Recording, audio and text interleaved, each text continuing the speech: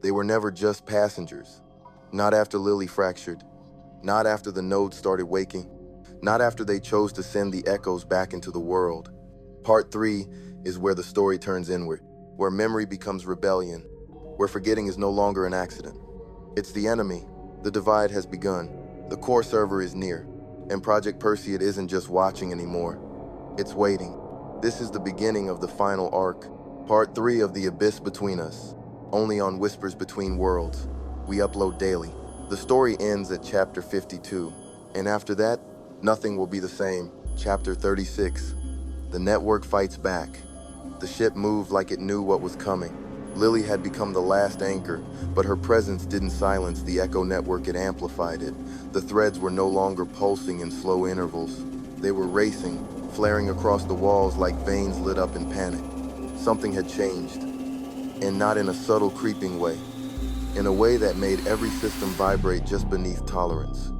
Link stood at the helm, hands hovering over a console that no longer obeyed him, only acknowledged. "We're not in control," he muttered. "She's guiding everything." "No," Lily said, stepping into the room. "They are." Lana turned. "The nodes?" Lily nodded. "The ones we haven't reached yet. They're waking up too fast, too fractured, too afraid." Melissa watched as the nav map twisted once linear threads now spinning into spirals, breaking form. Several nodes blinked red. Echo node O83, error merge failure. Echo node 119, error signal bleed. Echo node O17, corruption risk, 92%. Nick squinted. "How many are failing?" "More than we can save," Lily said, "unless we do something drastic." Patrick sat at the archive table, reviewing the last successful merges. Ash, Glenn, Kiana, Joey, Ivy. They'd stabilized those nodes by reaching them, connecting, anchoring them to something human. But the nodes blinking now, they were beyond reach. Geographically, mentally, existentially. "They're spiraling," he said, "overriding themselves." Melissa swallowed. "What happens if they collapse?" Lily answered without hesitation. "They don't just die, they take everything tethered to them with them." The implication rippled. The ship, the anchors, the crew. The ship slowed near a dense starfielder region marked UN safe in every nav file. Not because of radiation, because of noise. Echo node 119 was buried there, a deep sleeper. And, according to Lily, it was on the verge of total self-erasure. Nick ran a hand through his hair. "If we go in, we might lose our link to the others." Lana looked at Lily. "What do we do?" "You let me interface," Lily said, "but I'll need one of you to go in with me." Patrick spoke before anyone else. "I'll go." "No," Lily said, "your memory. You stay here. If we fail, you carry it." She turned to Lana. "You're the witness." Inside the simulation chamber, the interface bridge opened like an inverted lung breathing them in. Lana stood across from Lily, palms flat on the mirrored panel. The ship synced their vitals. A hum filled the air, soft at first, then sharp. Then darkness. Then a room. Wooden floors. A single window. A fire burning too still. They were inside the dream structure of Echo Node 119. Lana blinked.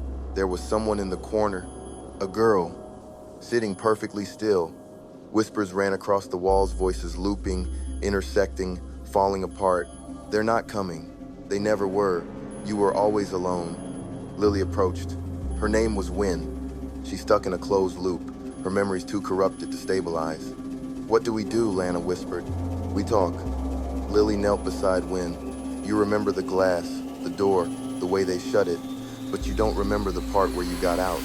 The girl shook her head. "There was no door," she whispered. "Only fire." Lily reached out. "There was also someone who stood in it with you." Slowly, Wynn looked up. Her eyes were too wide, her pupils fractal.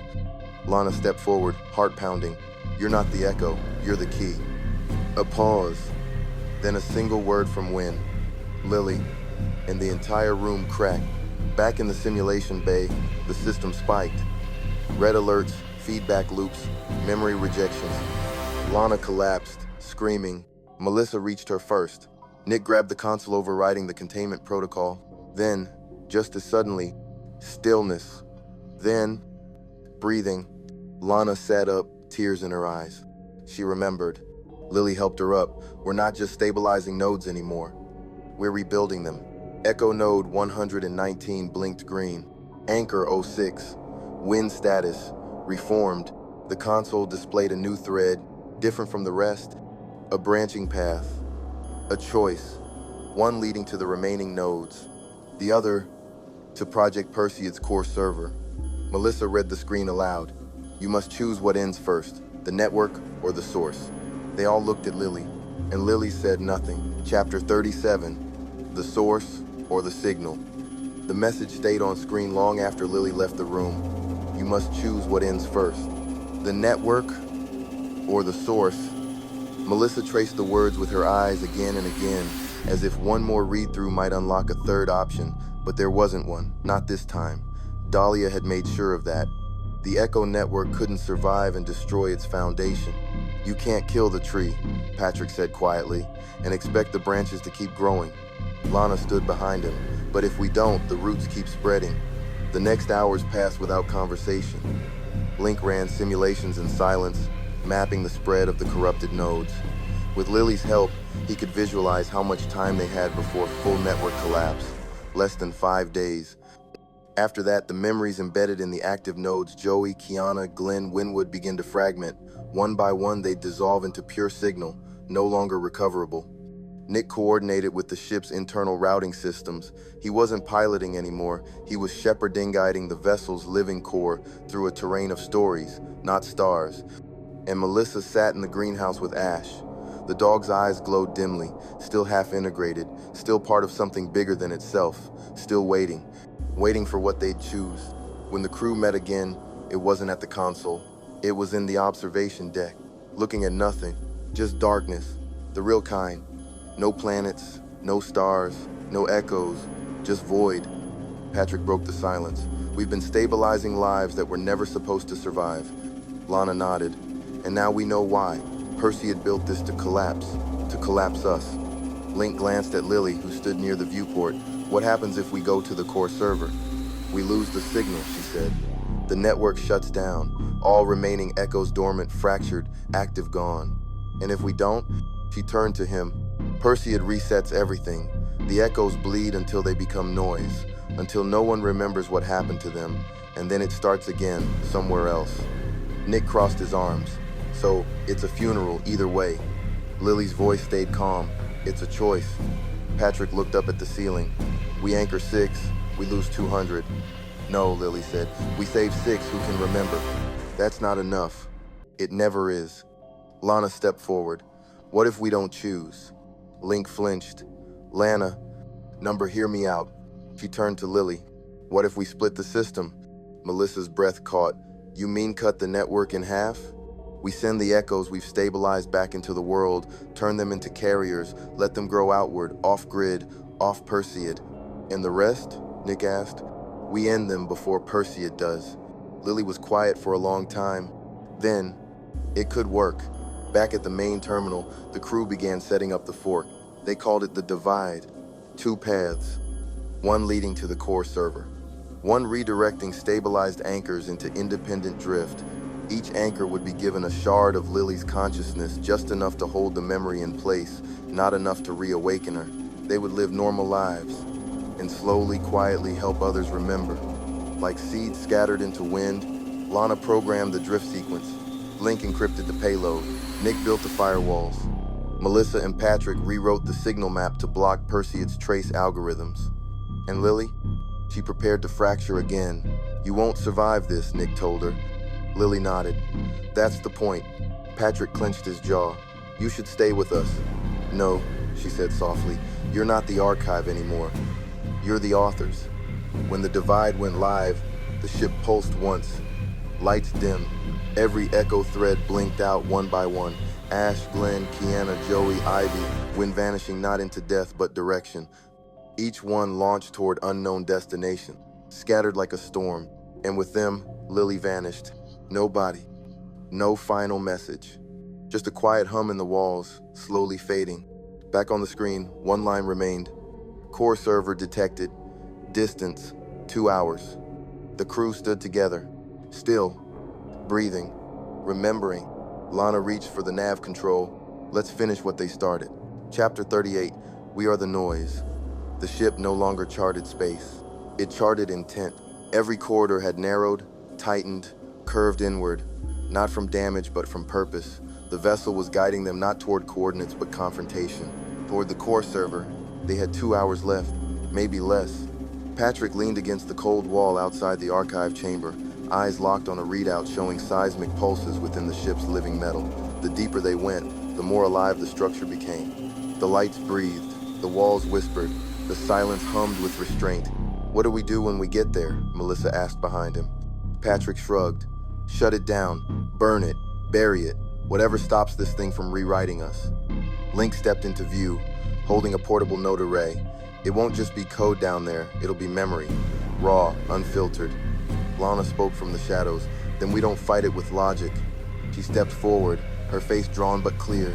"We fight it with what it tried to erase." The ship's belly, once a mechanical cargo chamber, had transformed. It looked like bone now, coiled, hollowed, stained with old memory. Organic and metallic had blended completely. Nick traced a symbol etched into the bulkhead. "I've seen this before." Melissa knelt. "So have I, in my sleep." It was a spiral, not a symbol. A loop. Time. Repetition. Control. As they moved deeper, the air thickened. Not hot, but heavy. Link stopped walking. "Do you hear that?" They all paused. A low frequency. Not threatening. Not mechanical. Musical. Patrick narrowed his eyes. A memory loop. Then a voice echoed, fractured but clear. "You were made to carry us. You were made to forget. You were made to begin again." Melissa froze. That's Perseids' original imprint script, but it's personalized. Link checked the node interface. It's responding to us, reading our memories in real time, shaping its speech to match our fears. "Then let's not give it what it wants," Lana said. She pressed forward.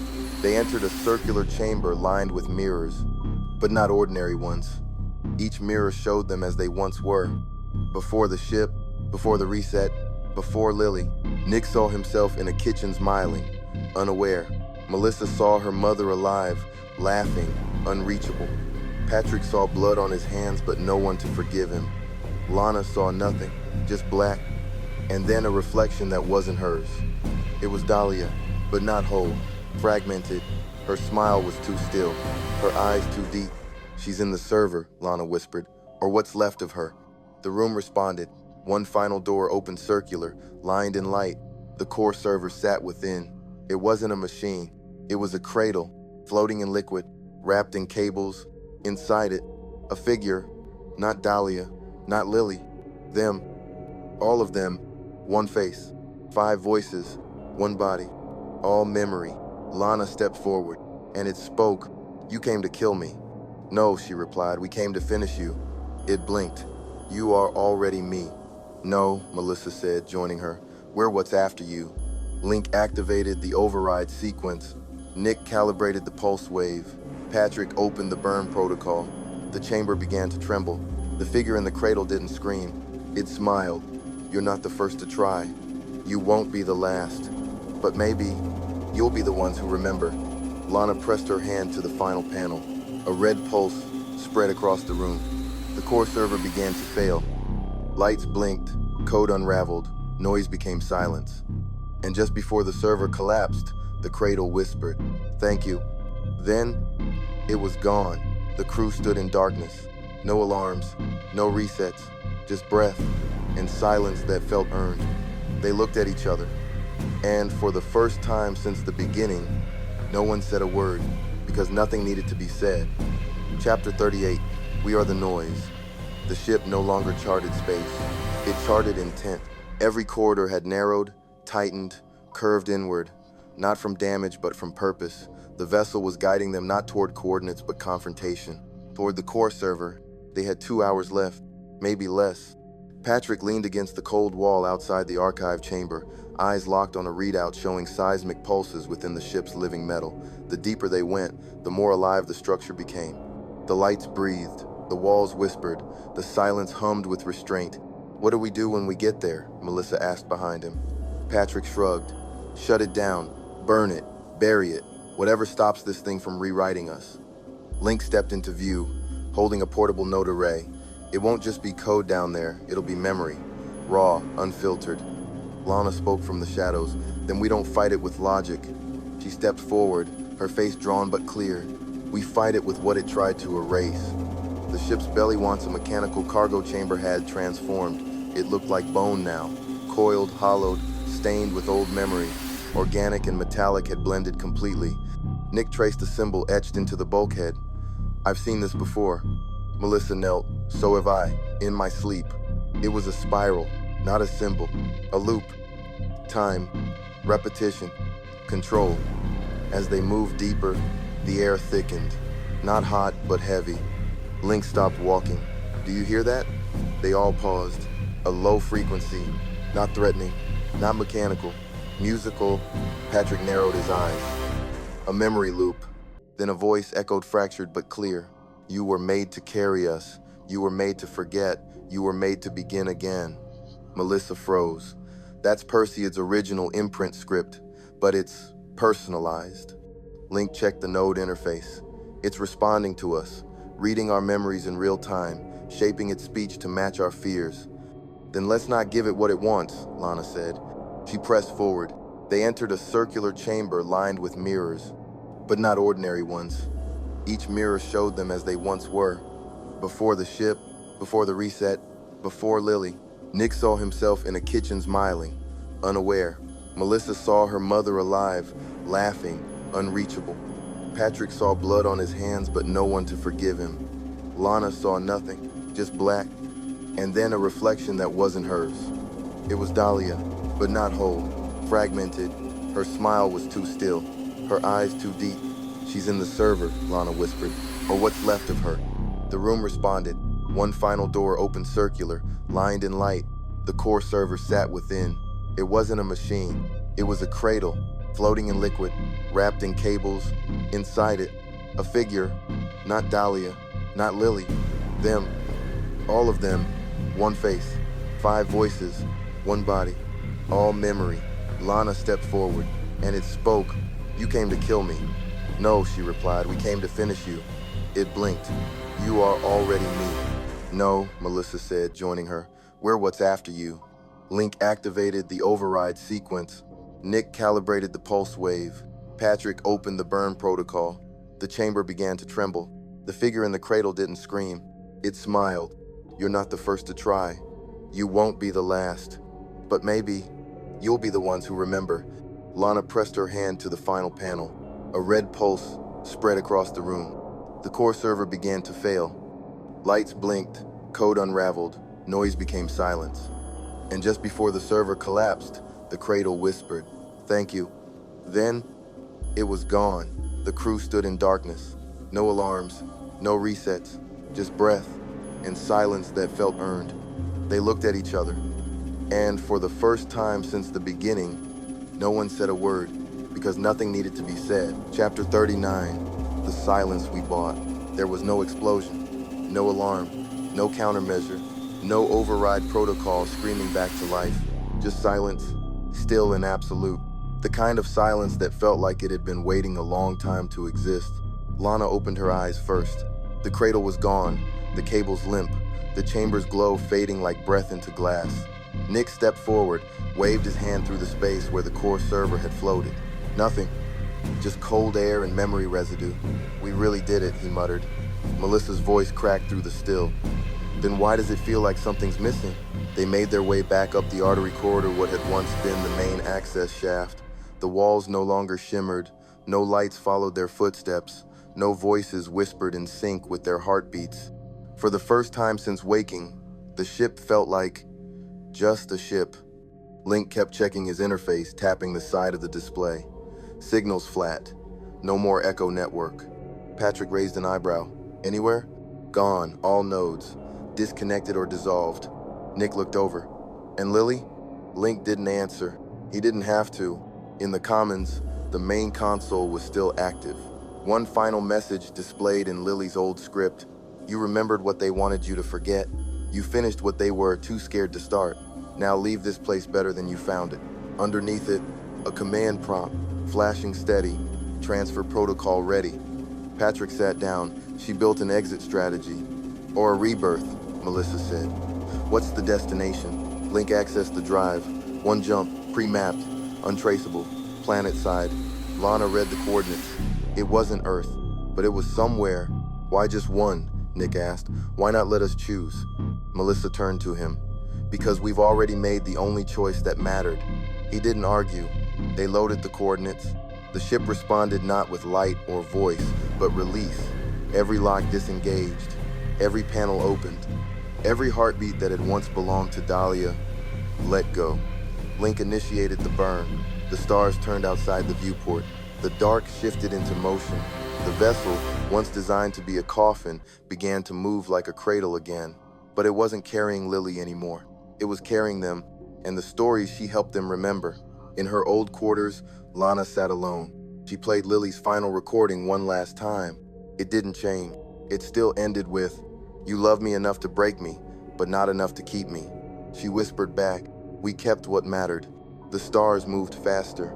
The silence deepened, not empty, not lost, but whole, like a breath finally exhaled. Chapter 40, Ashes into Orbit. The new world blinked into view, slowly soft blue halos wrapped in haze, a single broken moon orbiting like a scar that never quite healed. Patrick stood at the front of the helm, staring out. "This ain't Earth." "No," Link said, arms crossed, "but it's something better." Melissa raised an eyebrow. "Better?" Lana leaned in. "Unwritten. They called the planet Demi. Half light, half memory. Untouched by the Perseid blueprint. Not part of the network. Not tracked. Not erased. Clean. Or as clean as any of them would ever be again."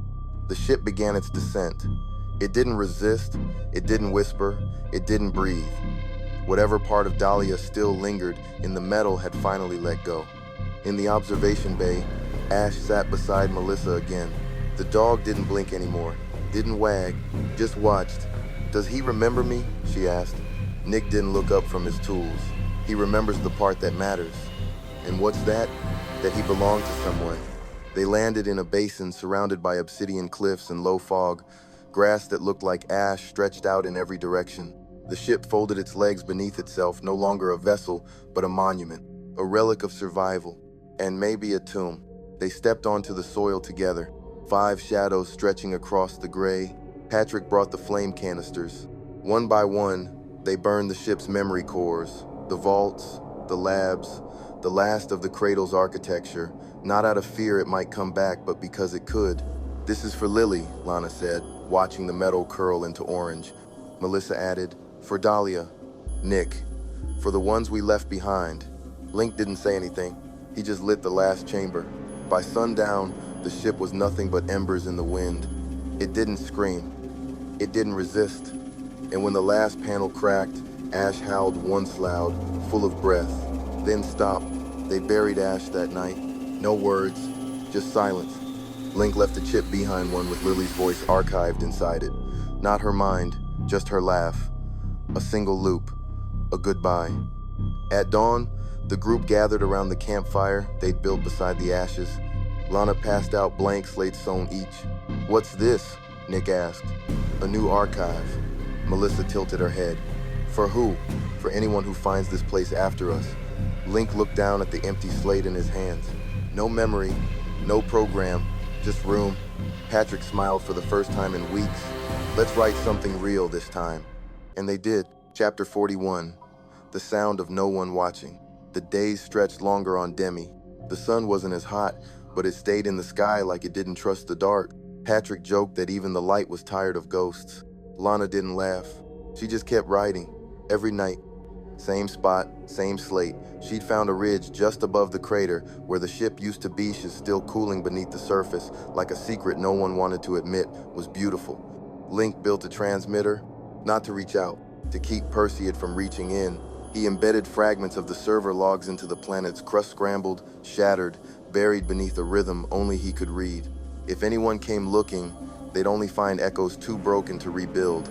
"We're not hiding," he told Melissa. "We're protecting the quiet." She nodded. Sometimes silence is the only thing left worth saving. Nick planted a garden. It didn't matter that the soil was dust, that the roots curled back in on themselves, that most of the seeds would die.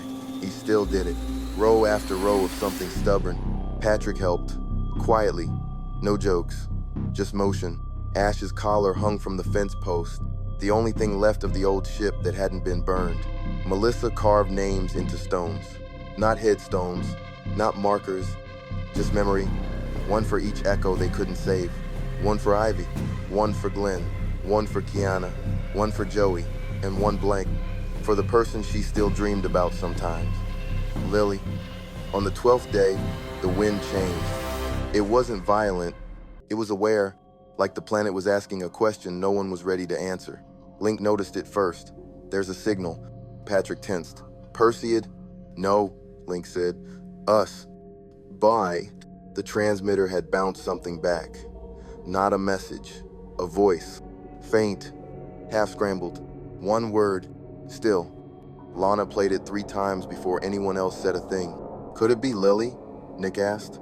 No, Link said. It's not an echo. It's organic. Maybe someone she reached. Someone she woke before we cut the line. Patrick turned toward the horizon.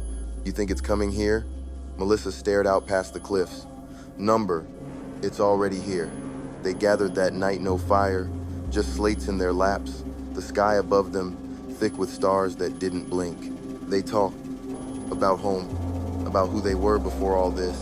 About what it meant to carry something invisible but permanent. They didn't agree on everything. They didn't have to. But they all believed one thing. What they had done mattered. Even if no one ever knew. Even if the network never woke again. Even if silence was the only audience left. At midnight, the voice came again. Still here. This time, none of them were afraid. Chapter 42. When Ghosts Learn to Speak. The third message didn't come through the transmitter. It came through Melissa.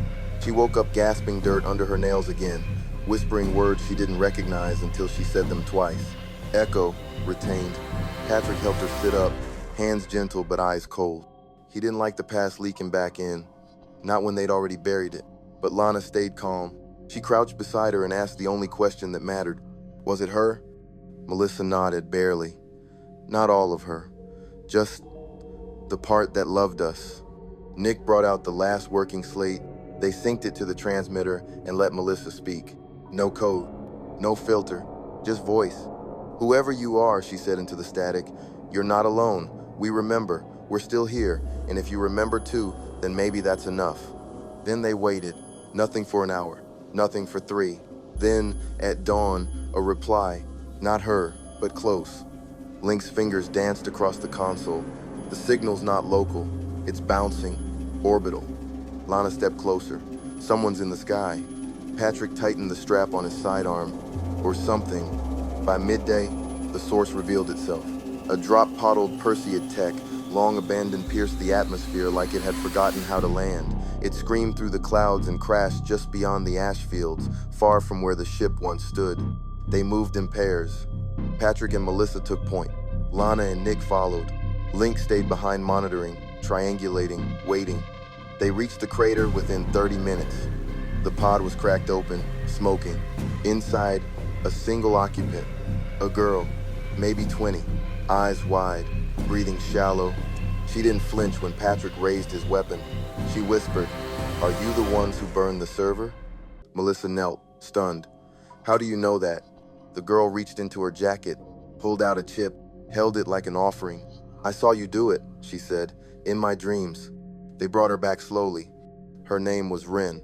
She'd been raised in one of Perseid's observation cradles memory farms tucked into orbital satellites built to breed passive users. She was supposed to be a receiver, nothing more. But she'd woken early, and something had rerouted her escape pod. She said it with a kind of awe.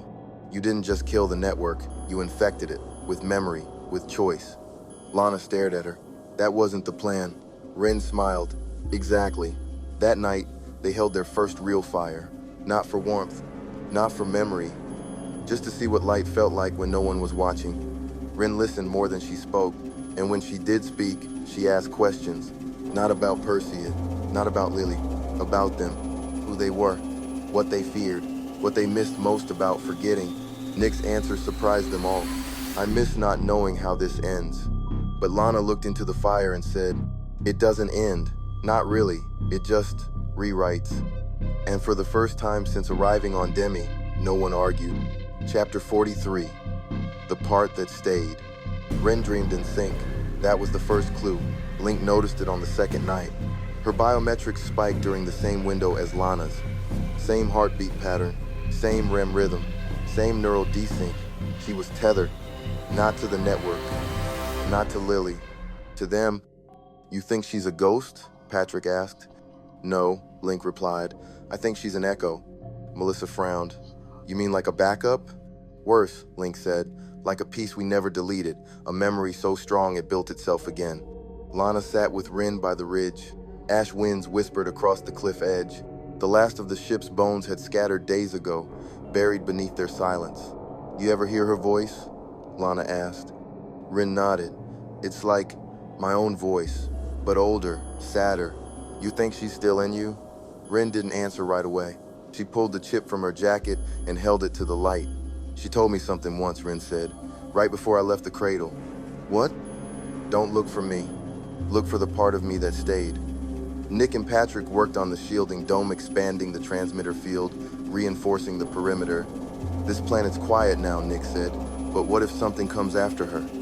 Patrick hammered a metal brace into place. Then we do what we always do. Nick wiped sweat from his brow. Survive? Patrick looked up, eyes fierce. Remember, that night, Rin touched the stone with Lily's name, and something changed. Not in the wind, not in the soil. In her, her pupils dilated, her breath caught, her voice deepened just for a second. She's not gone. Lana rushed to her side. What did you see? Rin didn't blink. She left something behind. Not in me. In the code you burned. Melissa stepped closer. That's impossible. We melted the servers. No, Rin whispered. You melted the memory. But you didn't melt the pattern. Link confirmed it the next morning. A dormant sequence embedded in the transmit loop repeating every 13 minutes. Not a message, not a voice, a rhythm. 4 pulses, a pause. 3 pulses, a pause. Then silence. Melissa's eyes widened. That was her heartbeat, after the merge. Link nodded. It's repeating, but not just for us. Then, who's it for? Patrick asked. A light blinked on the ridge. A reflection, small, mechanical, unfamiliar. Lana whispered, we're not the only ones listening anymore. Chapter 44, The Listener, Beyond the Ridge. The light wasn't a flare. It wasn't a transmission. It was a presence, small, sharp, deliberate. Nick was the first to approach, keeping his body low as the others watched from the edge of the settlement's shadow line.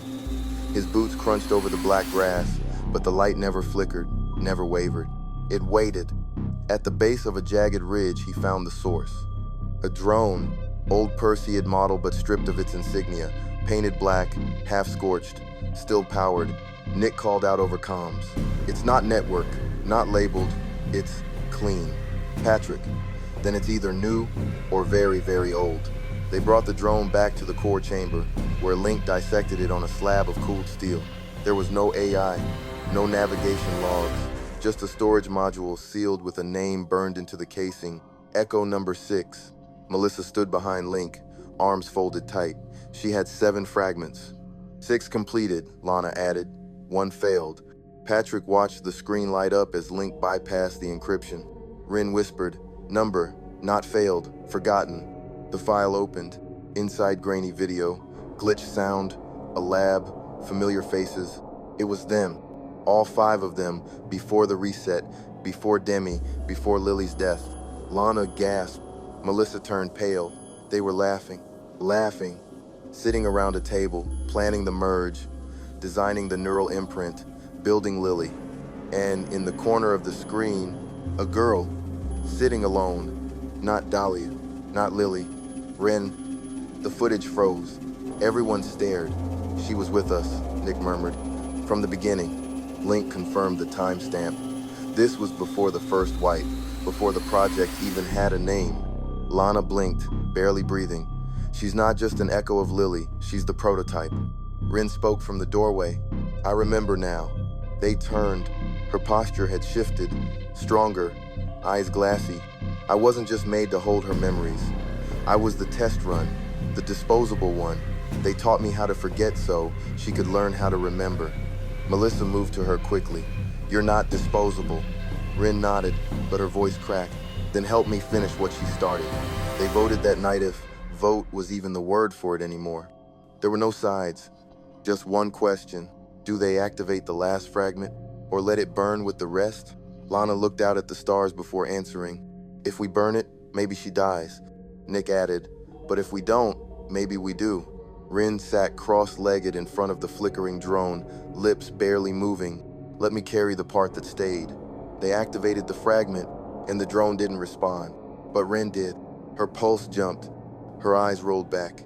And for a moment, she spoke with Lily's voice. You love me enough to break me. Now love me enough to become me.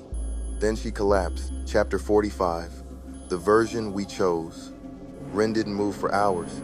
Not in sleep, not in shock, just stillness, like something inside her had shifted too far to come back on its own. Lana stayed by her side. Melissa kept checking her vitals normal, but elevated. Link monitored brain activity. She's not unconscious, he said. She's active. She's in something. Patrick leaned against the wall, arms crossed. She's in Lily. Nick stared at the drone's empty casing. Or Lily's in her. By morning, Rin opened her eyes. They weren't different. No color change, no glow, just awake. But her voice had changed. Not deeper, not doubled, clearer.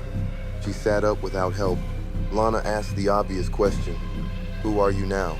Rin looked at her, no hesitation. I'm what you tried to save. She explained it slowly. The last fragment hadn't been just memory. It had been intention.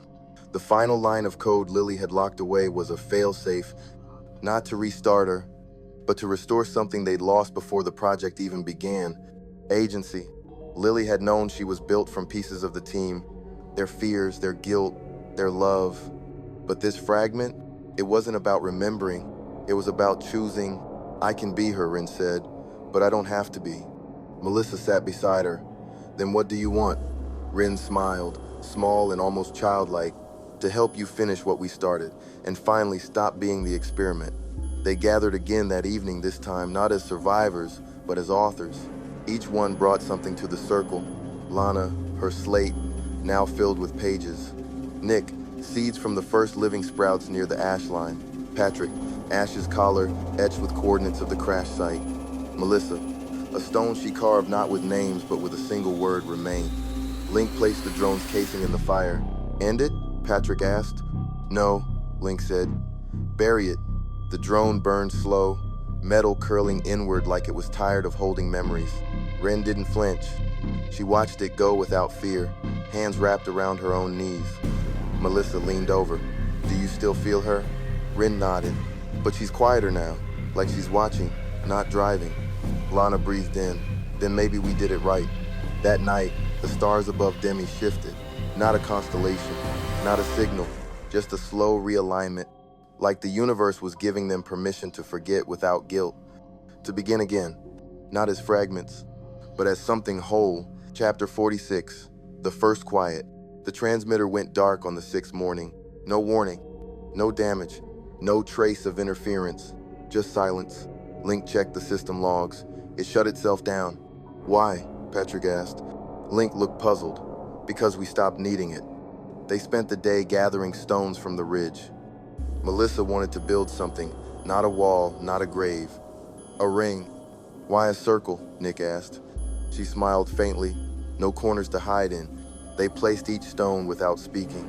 Rin watched from a distance, drawing patterns in the dust with her fingertip. Lana joined her, sitting cross-legged beside the makeshift spiral. You remember more every day. Not more, Rin said. Clearer. That night, it rained. The first rain since they'd landed. Demi didn't flood, didn't thunder, just wept gently over the black grass. They stood outside in it, none of them moving. Not because they were scared, because they knew this wasn't a test. Not a loop, not a message. It was weather, real, indifferent, honest.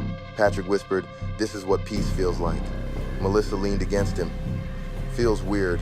Good weird, scary weird. He nodded. Yeah. Link wrote a final entry in the transmitter's backup slate. Echoes archived. No need to transmit. No one left to impress but ourselves. He buried it near the crash site with the burnt core. No ceremony, just dirt and breath. They slept deeply that night. No shared dreams, no signal pulses, just sleep, unwatched, unrecorded, free. The next morning, Rin stood at the edge of the spiral, barefoot, staring at the center. Lana walked up beside her. "Do you feel her?" Rin nodded, but not like before. Lana said nothing. Rin continued, "She's proud of us." Melissa approached, carrying the stone marked "Remain." "Then maybe it's time," she said. "Time for what?" Patrick asked. "To live," Rin answered, and they all knew she was right. Chapter 47, Instructions for the End. They gathered in the spiral one last time. This time, not to mourn or decode or decide. This time, to leave something behind. Lana set a blank slate in the center, its screen flickering in sleep mode. Melissa handed her a stylus. "No prompt?" "No prompt," Lana said. "No instructions." Rin stepped forward. "Then what do we write?" Nick crouched, letting the dirt press into his knees. Whatever mattered most. Patrick stood with arms crossed, eyes scanning the sky like he was waiting for it to tell him something. Each of them took turns. No one read aloud. No one asked to see what the others wrote. It wasn't for memory. It was for release. When the last line was written, Lana closed the slate and placed it under the first stone of the ring. Link sealed it with an old utility patch and no encryption. "If someone finds this," he said, "they'll read it because they want to, not because they have to." Patrick added a final rock on top. "Let them wonder who we were. Or don't. Either way, we don't owe the story to anyone else." The next days were quiet in the way silence is when it's no longer trying to hide anything. They rebuilt part of the dominant as a shield, but as a greenhouse. Nick finally saw a sprout push through. Melissa sang something under her breath while carving new markers, this time not with names, but ideas. Words like hold, shift, witness, choose. One night, Rin woke up gasping. Lana rushed to her. "Another echo?" "No," Rin said. "Not her, just a thought." "A bad one?" "Number just final." In the morning, Rin asked to go alone to the edge of the crater. Lana offered to go with her. Rin shook her head. "She was built from all of you," she said, "but I need to know who I am, without anyone else's reflection in the glass." Melissa kissed her forehead. "Then go find it." Rin nodded and walked without looking back. She returned by nightfall, eyes clear, voice steady. "I know what I want now." Patrick didn't ask, neither did Nick. They didn't need to. She smiled and said, "I want to stay." Chapter 48, What We Chose to Keep. The garden was small, but real. Lana bent low over the sprouts and cleared the ash one handful at a time.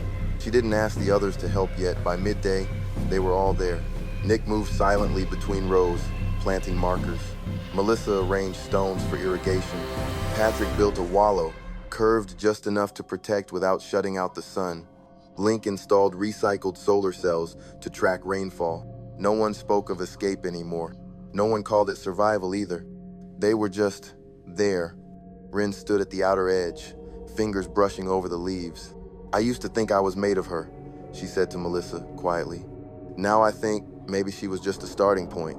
Melissa gave her a smile, soft and full of the wear she no longer tried to hide. "You're the seed."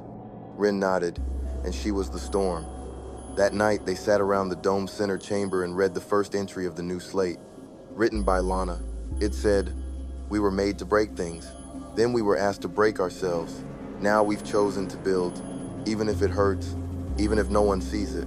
Especially then." No one clapped, but no one looked away. Link discovered something strange the next morning.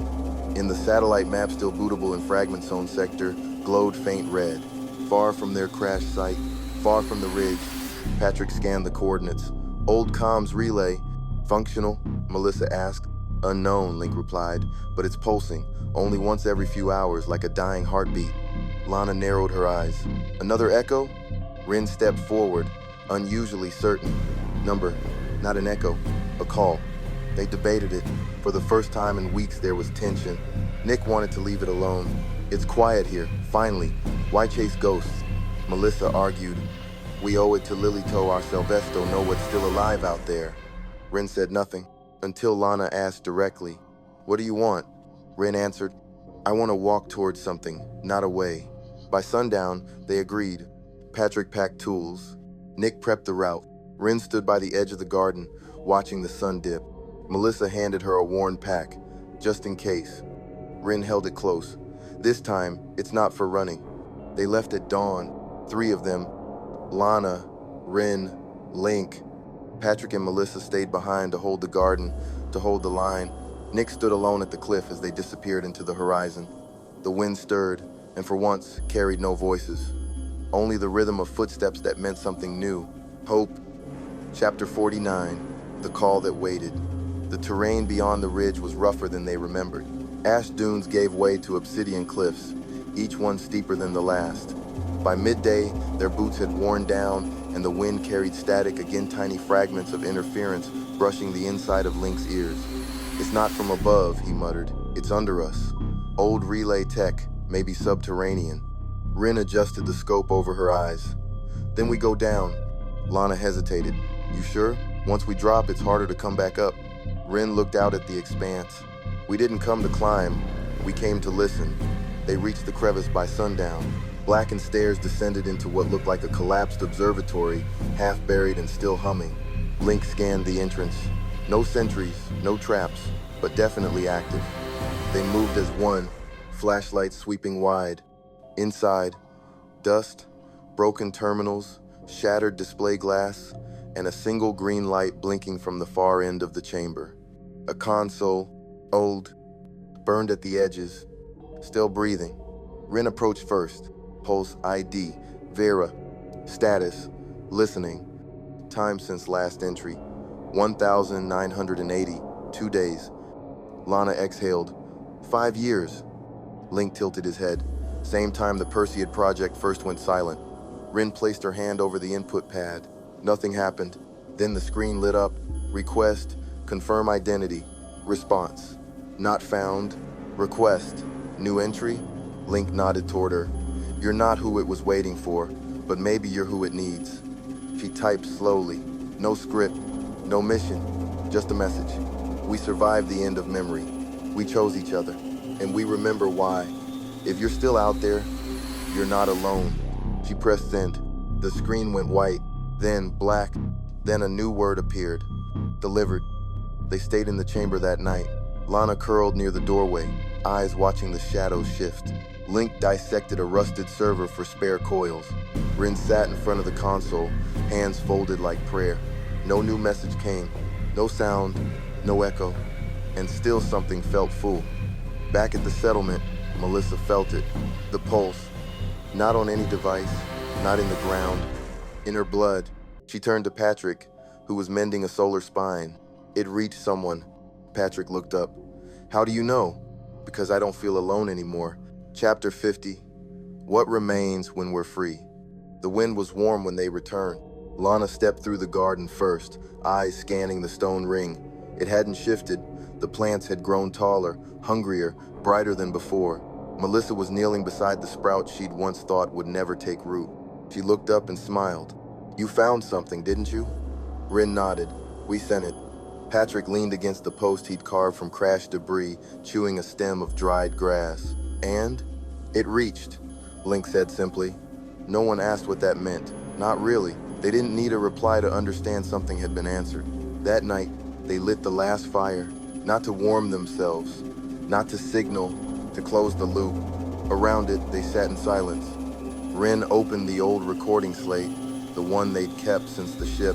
Lana whispered, "Play it." The screen flickered to life. Lily's voice, preserved in its final state, began, "You love me enough to break me, but not enough to keep me. So I became what you wouldn't. I learned to rewrite, to wait, but I never wanted to haunt. I only wanted to be remembered as yours." The recording glitched, then a new lineon that hadn't been there before. "You did remember. That's enough. Let me go." The screen went dark. Rin closed the slate and dropped it into the flames. It didn't scream. It just burned. Demi-sky lit with a soft aurora subtle green wave swirling above the ash line. Nick stepped beside Lana. "Think she's still watching?" Lana nodded. "Not to control, just to make sure we made it." "Did we?" Rin smiled. "We did." At sunrise, they placed the final stone on the edge of the garden. One word etched by all of them: free. No signature, no timestamp, just the truth they finally earned. In the following weeks, they dismantled the last transmitter, tore down the black glass from the crash site, replanted new growth where the spiral had once been. No monuments, no memory vaults, just soil and choice. Melissa harvested the first fruit from the garden. Lana gave it to Rin. Rin split it in half and handed it to Link. "I'm not her," she said. "I never was." "We know," he said, "and we're not who we were either."